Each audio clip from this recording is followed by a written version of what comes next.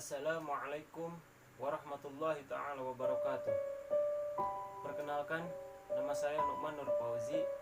Saya dari jurusan Ilmu Al-Quran dan Tafsir IAIN Syekh Nurjati Cirebon.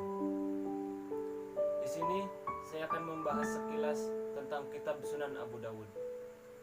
Ada beberapa poin yang saya ambil dalam pembahasan kali ini. Yang pertama yaitu tentang biografi Abu Dawud.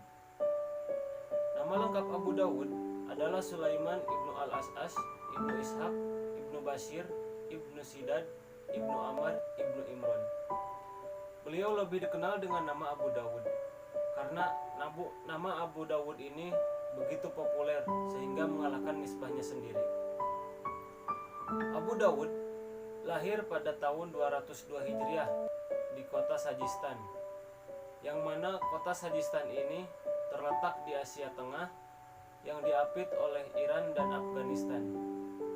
Oleh karena itu, di akhir nama Abu Dawud disebut pula Al-Sajistani.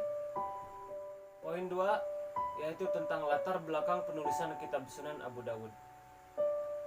Pada abad ketiga Hijriah, jika dilihat dari situasi dan kondisi pada saat itu, ada indikasi yang menuju ke arah pembukuan hadis, yang mana pembukuan hadis ini telah banyak dilakukan oleh imam-imam hadis terkemuka. Contohnya seperti Jami' al-Sahih yang dimiliki oleh Imam Bukhari dan Muslim. Pada masa itu telah terjadi banyak konflik seperti perseteruan antara ahli ro'yu dan ahli hadis. Sehingga faktor inilah yang memungkinkan Abu Dawud dalam menuliskan kitabnya yang kemudian dibukukan secara periodik sehingga terciptanya kitab Sunan Abu Dawud.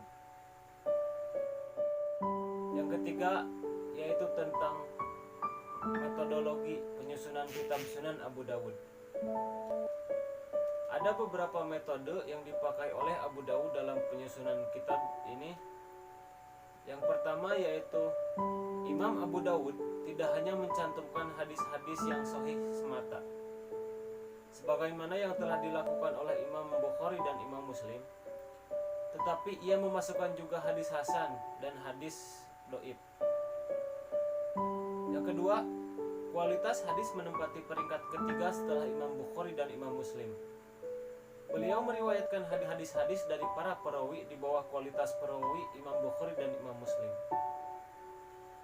Yang ketiga yaitu Imam Abu Dawud menyusunnya berdasarkan urutan bab-bab fikih seperti toharoh, sholat, puasa, dan sebagainya. Yang selanjutnya yaitu dalam susunannya Imam Abu Dawud memasukkan 4.800 hadis. Namun sebagian ulama ada yang menghitungnya sebanyak 5.274 hadis. Perbedaan jumlah ini memandang sebuah hadis yang diulang-ulang sebagai satu hadis, namun yang lain menganggapnya sebagai dua hadis atau lebih. Dan metode yang terakhir yang digunakan oleh Abu Dawud adalah dalam meriwayatkan hadis yang senada dari beberapa riwayat, beliau menjelaskan perbedaan yang terdapat pada tiap riwayat dengan secara rinci. Cara ini memberikan banyak faedah bagi tiap orang yang membacanya. Nah, baik, poin selanjutnya yaitu tentang pendapat para ulama tentang kitab Sunan Abu Dawud. Imam Abu Hamid Al-Ghazali memandang kitab Sunan Abu Dawud ini sudah cukup atau memenuhi syarat bagi para mujtahid untuk melakukan ijtihadnya. Seperti yang dikatakan oleh Ibnu Al-Arabi, apabila seseorang sudah memiliki kitabullah dan kitab Sunan Abu Dawud, maka tidak lagi memerlukan kitab lainnya.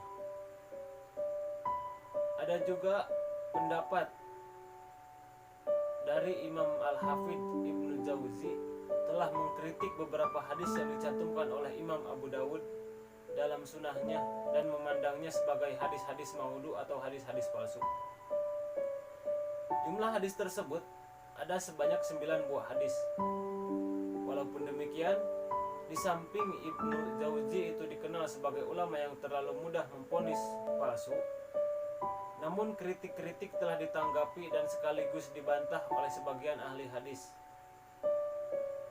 seperti Jalaluddin As-Suyuti. Dan andai kata kita menerima kritik yang dilontarkan Ibnu Jauzi tersebut, maka sebenarnya hadis-hadis yang dikritiknya sedikit kali jumlahnya dan hampir tidak ada pengaruhnya terhadap ribuan hadis yang terkandung di dalam kitab Sunan tersebut. Ya, mungkin pembahasan sekilas tentang kitab Sunan Abu Dawud dicukupkan sampai di sini. Terima kasih.